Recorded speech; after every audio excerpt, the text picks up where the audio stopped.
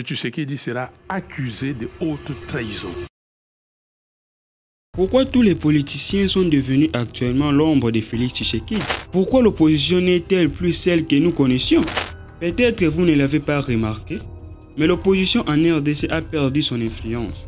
En termes simples, elle ne pèse plus lourd dans l'arène politique congolaise. Salut à tous. Aujourd'hui, nous allons explorer les raisons de cet affaiblissement et analyser la situation politique actuelle de la RDC. Alors abonne-toi, c'est gratuit.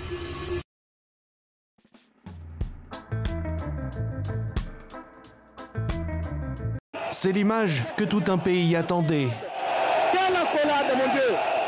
Les élections de 2018 ont marqué un tournant historique en RDC. Pour la première fois, une passation pacifique de pouvoir a eu lieu entre le PPRD de Joseph Kabila et l'IDPS de Félix Tshisekedi, disons des caches. Le peuple congolais a été témoin d'un moment inédit. Félix Tshisekedi, fils de l'illustre opposant Etienne Tshisekedi, accédait à la présidence. Cette victoire a marqué la fin de l'hémorragie du PPRD qui régnait pendant près de 2 décennies sous la présidence de Joseph Kabila. Cependant, ce changement de régime a également marqué l'effondrement progressif de l'opposition.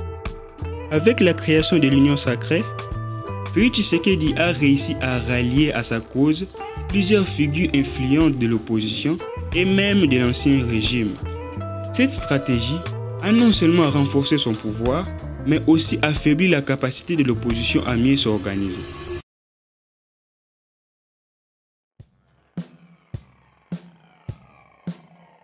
Pour comprendre cet affaiblissement, analysons le rôle de certains acteurs clés de la politique congolaise. Commençons par Joseph Kabila. L'ancien président et sénateur à vie symbolise aujourd'hui une opposition silencieuse.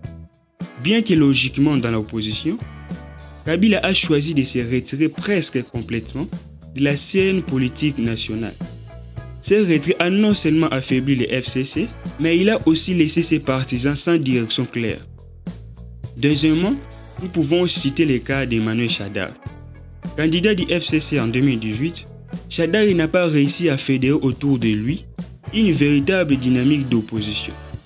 Faute de charisme et de leadership, il s'est marginalisé avec le temps. Troisièmement, nous pouvons citer Matata Mponyo. En tant qu'ancien Premier ministre, Matata Mponyo porte le lourd héritage à sa gestion du passé. Les critiques sur sa gestion économique, notamment autour du projet de parc agro-industriel de Bukangalose, ont attaché sa crédibilité. Chaque fois qu'il tente de prendre une position, son passé revient les hanter.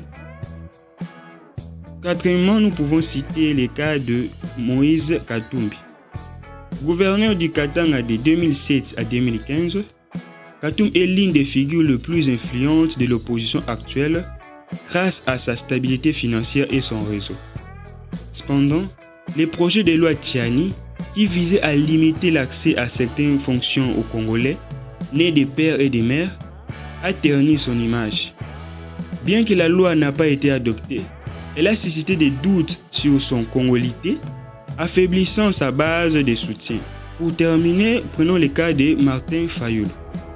Candidat malheureux à l'élection présidentielle de 2018 et de 2022, Fayulu reste l'un des rares opposants à critiquer ouvertement le régime de Félix Tshisekedi. Cependant, malgré son éloquence, son ambition, il n'a pas réussi à rassembler une base solide au-delà du cercle habituel de ses partisans. En résumé, tous ces leaders n'ont pas su fidéliser suffisamment de Congolais pour maintenir une opposition forte et unifiée. Si nous pouvons faire une comparaison, l'UDPS, qui a fait plus de 30 ans dans l'opposition, a plus d'expérience et sait comment fidéliser l'opposition.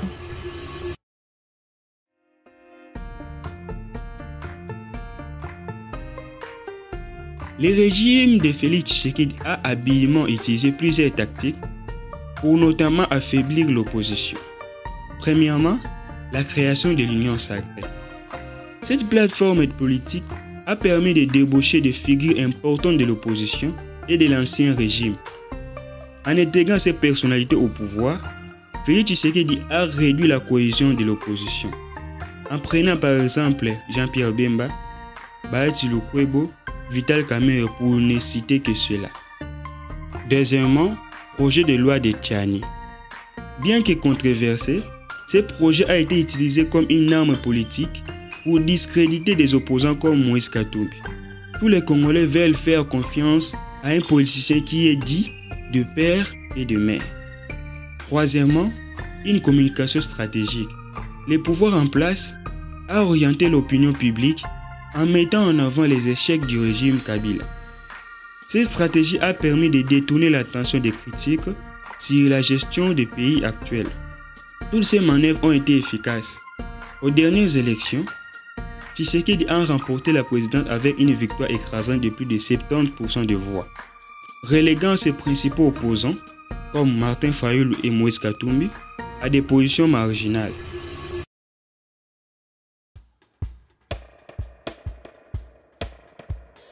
Historiquement, l'Église catholique a toujours joué un rôle critique en RDC. Sous la présidence de Mobutu, elle était l'un des rares acteurs à dénoncer les dérives du régime. Aujourd'hui encore, l'Église est perçue comme une opposition morale au pouvoir en place. Des figures comme l'abbé Chollet n'hésitent pas à critiquer ouvertement certaines décisions du régime de Félix Tshisekedi, rappelant l'importance de la justice sociale et la gouvernance éthique. Cependant, l'Église catholique ne cherche pas à remplacer l'opposition politique, mais plutôt de jouer son rôle de conscience nationale, dénonçant les injustices et appelant au respect des droits des citoyens.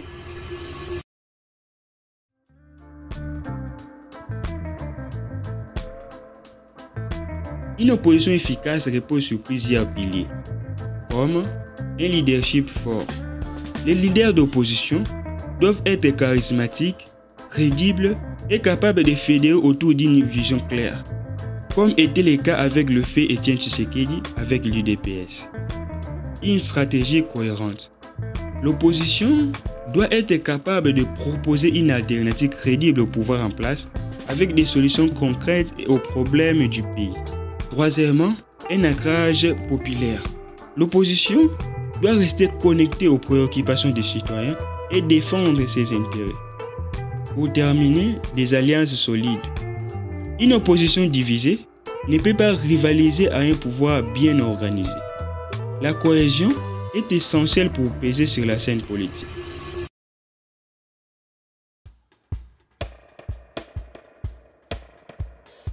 L'opposition en RDC traverse une période critique, affaiblie par des divisions internes et des stratégies du pouvoir en place.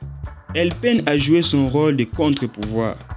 Pour en être, elle devra non seulement se réorganiser, mais aussi regagner la confiance du peuple en proposant une vision claire pour l'avenir du pays.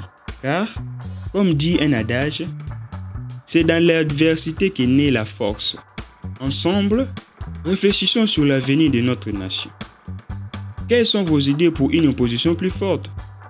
Laissez vos commentaires et continuons les débats.